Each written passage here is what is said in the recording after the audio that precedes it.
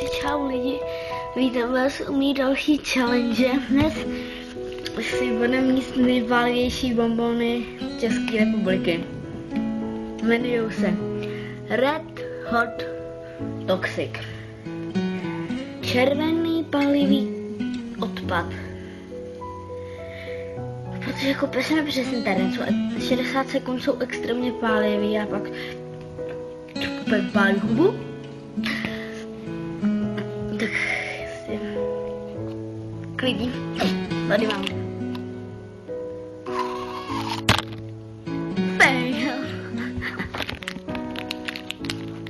Tady máme ty tři.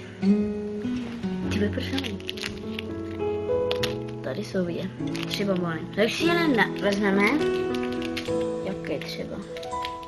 Tenhle.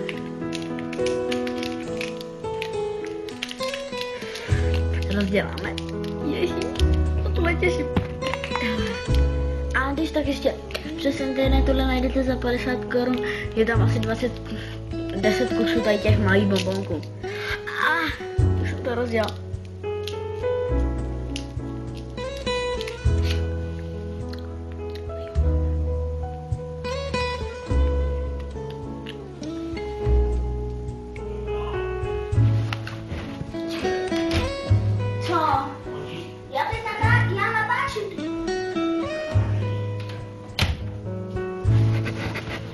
Tak jsem to musel vyřešit jenom. Jsem tady zase zpátky.